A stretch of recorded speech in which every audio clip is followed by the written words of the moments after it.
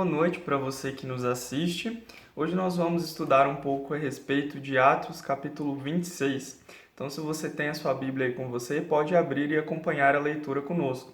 Atos, capítulo 26, dos versículos 1 até o versículo 29. O versículo 1 nos diz: Então Agripa disse a Paulo: Você pode falar em sua defesa.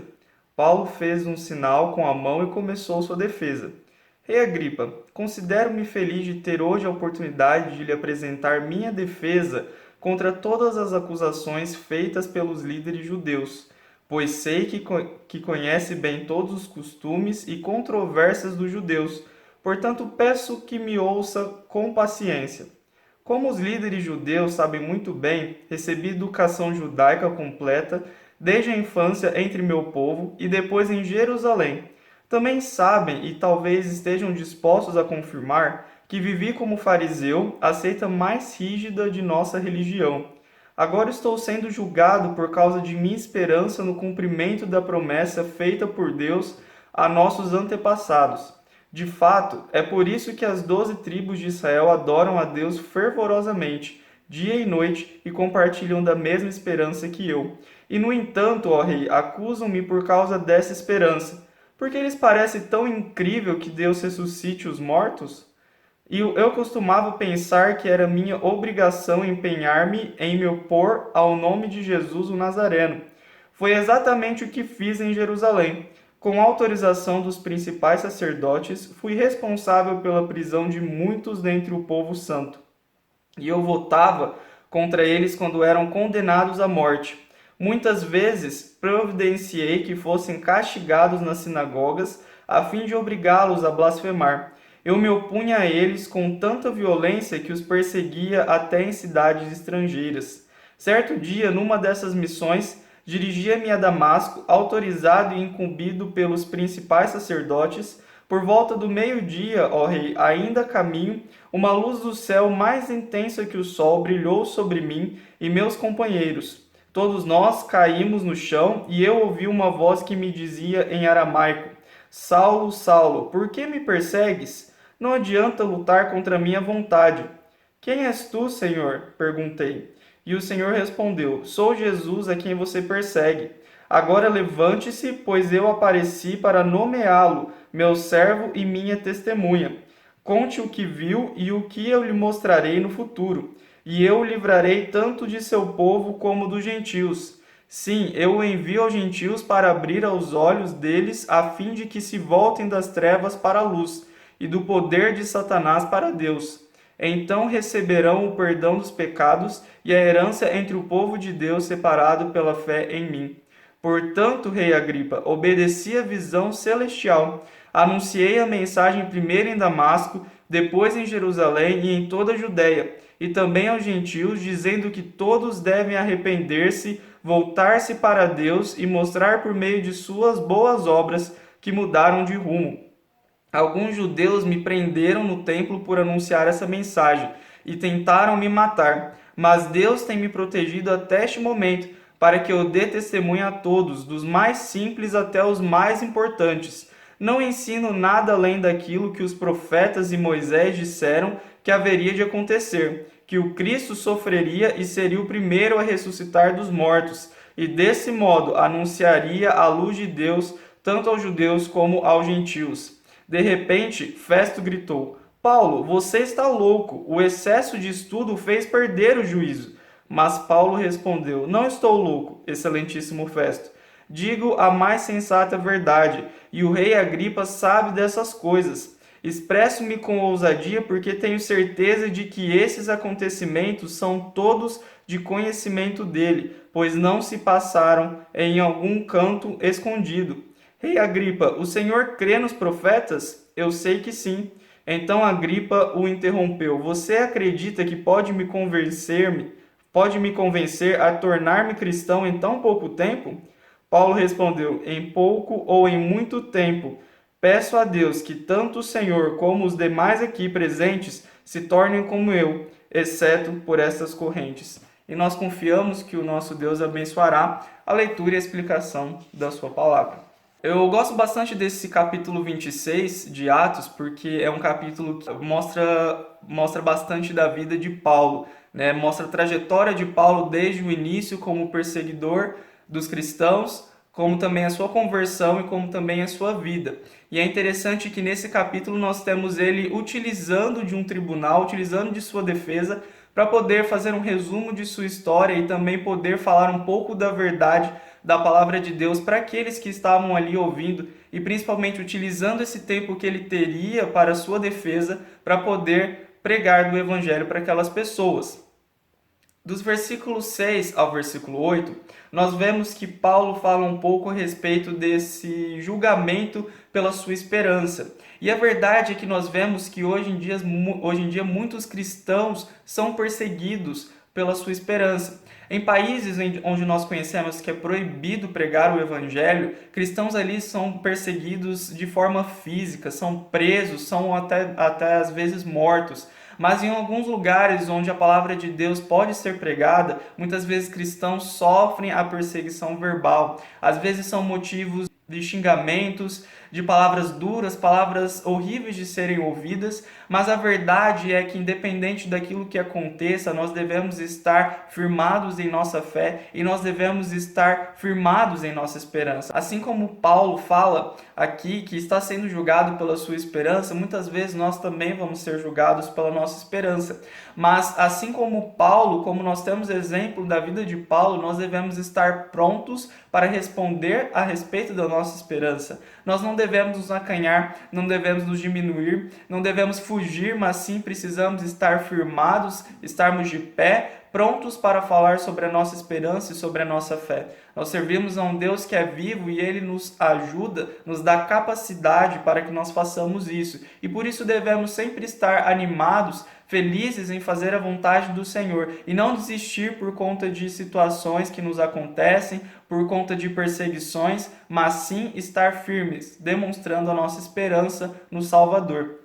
Nós conhecemos sobre a vida de Paulo, nós sabemos aquilo que ele passou. Nós vimos ele sendo perseguidor e se transformando em perseguido. Aquele que perseguia os cristãos se tornou um cristão para levar a palavra de Deus a outros povos e assim também sofreu perseguições. Foi preso, foi maltratado, sofreu tantas acusações, mas nós vemos a mudança de vida que Paulo teve.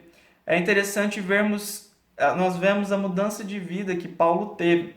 E essa mudança de vida também deve ocorrer em nós. Uma vez que nós antes tínhamos uma condição de pecado, onde nós éramos escravos do pecado, agora quando cremos no Senhor Jesus Cristo e temos essa nova chance de vida, somos lavados, somos redimidos, podemos ter a vida eterna em nosso Senhor Jesus Cristo, nós também precisamos ter essa mudança de vida. Assim como Paulo antes vivia uma vida que não agradava a Deus, nós, pela nossa condição de pecado, também não agradávamos a Deus em nossa vida, porque o pecado nos distancia do nosso Deus. O nosso pecado cria um abismo entre nós e Deus. Mas agora, quando nós podemos ter a nossa vida restaurada, quando nós podemos crer no Senhor Jesus Cristo, que nos traz a salvação, que nos traz essa comunhão restituída com o nosso Deus, nós podemos ter uma nova vida, nós podemos ter uma nova chance. E nós precisamos utilizar dessa nova vida, assim como Paulo pôde utilizar a sua nova vida. Paulo, que antes perseguia a igreja, se tornou parte da igreja. E assim teve uma atitude de levar a palavra de Deus para outras pessoas. Teve uma atitude de viver uma vida de amor, uma vida de honra e glória ao Senhor. E agora que nós somos salvos, nós precisamos também viver assim. Nós precisamos levar a palavra do Senhor a outras pessoas. Nós precisamos viver uma vida que agrade a Deus. Nós precisamos dar honra e glórias ao nosso Deus através da nossa vida. Então a vida de Paulo é um exemplo para nós, essa transformação é um exemplo para nós da transformação que nós precisamos ter. Uma vez que nós somos salvos e libertos do pecado, nós não podemos mais viver em uma vida de pecado. Nós não podemos mais viver como vivíamos anteriormente, mas precisamos ter essa mudança de vida, para que a partir do momento que nós cremos no Senhor Jesus Cristo, a nossa vida agora seja para vivermos dando honra e glória ao nosso Deus. No versículo 19, Paulo diz que depois de ter tido a visão do Senhor Jesus Cristo e ter mudado de vida, ele diz: eu obedeci à visão celestial. E o Senhor Jesus Cristo pôde ali falar com Paulo diretamente. Paulo pôde ouvir aquilo que ele tinha a dizer, pôde responder a ele, pôde ter essa mudança de vida. E nós hoje nós podemos ter a revelação daquilo que Cristo quer de cada um de nós através da palavra de Deus. Nós podemos ver na Santa Bíblia as verdades que o nosso Deus tem para cada um de nós. Isso significa que até mesmo nos dias de hoje nós podemos ainda ter o contato com o nosso Deus através da leitura da palavra de Deus, através da oração. E é na palavra de Deus que nós vamos encontrar aquilo que Deus quer de nós. E nós precisamos estar firmes sobre isso. Então é importante que nós possamos ler a palavra de Deus e entendê-la e buscar nela a vontade que o nosso Deus tem para cada um de nós. Porque uma vez que eu entendo a vontade que Deus tem para a minha vida, eu preciso colocar em prática em minha vida e obedecer essa vontade. Porque se eu conheço aquilo que agrada ao Senhor e faço exatamente ao contrário, eu estou desagradando, eu estou pecando. Mas se eu já posso ler a palavra de Deus e entender qual a verdade de Deus para a minha vida, eu preciso colocar em prática em minha vida. E dessa forma estarei obedecendo aquilo que Deus quer para cada um de nós. Nos versículos 21 a 22, Paulo demonstra uma grande promessa do nosso Deus, que ele nos protege. Versículo 22 diz assim: mas Deus tem me protegido até esse momento, para que eu dê testemunho a todos, dos mais simples até os mais importantes. E nós, conhecendo a vida de Paulo, realmente vemos o quanto Deus o protegeu de prisões e de tantos sofrimentos, tudo aquilo que ele sofreu por levar a palavra de Deus aos povos, e nós vemos essa proteção de Deus para com Paulo. E é maravilhoso nós pensarmos que essa proteção de que Deus teve com Paulo, também a proteção que o nosso Deus tem conosco até nos dias de hoje. Deus nos protege, Deus nos ampara, Deus não nos deixa, Deus sempre está conosco. O mesmo cuidado que ele teve com Paulo, ele também tem conosco até nos dias de hoje. E é maravilhoso nós pensarmos nisso, porque Paulo enfrentou diversas dificuldades, prisões, açoitamentos e tantas coisas. E nós também passamos por situações difíceis, por dificuldades em nossas vidas, e nós também podemos saber que nesses momentos o nosso Deus nos protege, o nosso Deus está conosco. Isso deve nos trazer uma alegria, isso deve nos trazer uma esperança de saber que nós não estamos sozinhos, mas nós estamos com o nosso Deus, que é grandioso e é conhecedor de todas as coisas. E de fato, aqui como Paulo diz, essa proteção que ele recebeu de Deus também serve como testemunho. E é verdade que enquanto nós passamos por situações difíceis em nossas vidas, quando nós vencemos, é importante nós entendermos que nós vencemos por conta da vontade de Deus, por conta da proteção de Deus, não por nós mesmos, mas pelo nosso Deus, que é conhecedor e é poderoso e pode todas as coisas. E isso também se transforma um testemunho para as nossas vidas, porque quando as pessoas olham para a nossa vida e veem uma situação que não tem jeito, que não há solução, nós podemos demonstrar, através da ação de Deus, que Deus opera em nossas vidas. E tudo aquilo que nós passamos e tudo aquilo que nós vencemos vem principalmente da vontade do nosso Senhor. Esse é um grande testemunho. Situações em que médicos dizem em que não há mais solução, nós vemos milagres acontecendo, problemas financeiros onde às vezes nos dá desespero, nós vemos Deus agindo, problemas tão grandes que nós vemos acontecendo e nós vemos o nosso Deus agindo. E tudo isso deve servir como testemunho para que mais pessoas vejam a grandiosidade do nosso Deus. Nos versículos 22b e 23, nós temos duas lições importantes. O versículo 22b nos diz: não ensino nada além daquilo que os profetas e Moisés disseram que haveria de acontecer, que o Cristo sofreria e seria o primeiro a ressuscitar dos mortos, e desse modo anunciaria a luz de Deus, tanto aos judeus como aos gentios. No versículo 22b, nós vemos Paulo dizendo que não acrescenta ou tira aquilo que foi dito pelo Moisés e os profetas. E essa é a primeira lição que nós temos a respeito da palavra de Deus, principalmente sabendo que a própria palavra de Deus nos fala disso: ai daquele que acrescentar ou retirar aquilo que está escrito.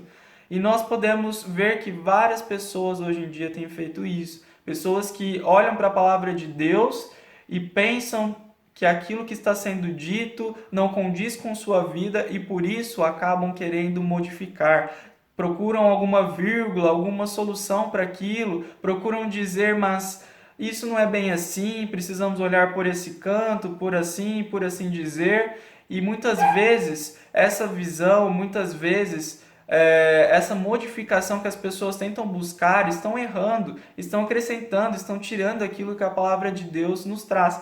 Mas a palavra de Deus, ela é eficaz, ela é perfeita, ela não possui erro, ela é completa do início ao fim. Por isso não é necessário que acrescentemos ou tiremos algo. Nós podemos ter ela completa e tudo aquilo que nela está escrito foi escrito para o nosso ensino, sem tirar nem acrescentar. Ela é completa do início ao fim. E aqui Paulo fala sobre isso. Ele fala que ele segue exatamente aquilo que foi escrito por Moisés e pelos profetas. Ele seguia exatamente aquilo que a palavra de Deus dizia. Uma segunda lição interessante que nós vemos é o versículo 23, que diz que o Cristo sofreria e seria o primeiro a ressuscitar dos mortos, e desse modo anunciaria a luz de Deus tanto aos judeus como aos gentios.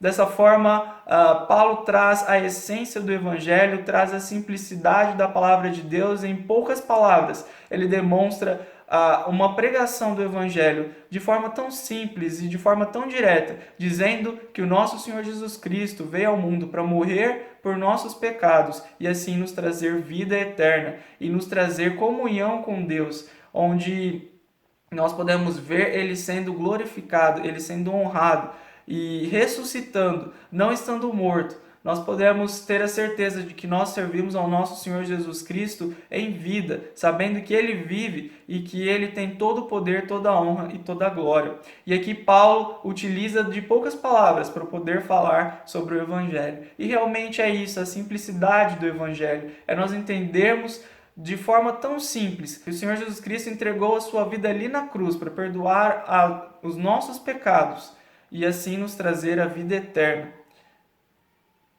Mas a verdade é que ele não ficou morto, mas ele ressuscitou e está vivo à destra do Pai. Então no versículo 24 nós vemos Festo dizendo: Paulo, você está louco. E essa é a atitude de muitas pessoas que às vezes ouvem o Evangelho e diz: isso é loucura. Mas a palavra de Deus nos afirma sobre isso e nos lembra lá em 1 Coríntios 1, 18 e 19 sobre isso. 1 Coríntios 1, 18 e 19 nos diz: porque a palavra da cruz é loucura para os que perecem, mas para nós que somos salvos é o poder de Deus, porque está escrito: destruirei a sabedoria dos sábios e aniquilarei a inteligência dos inteligentes.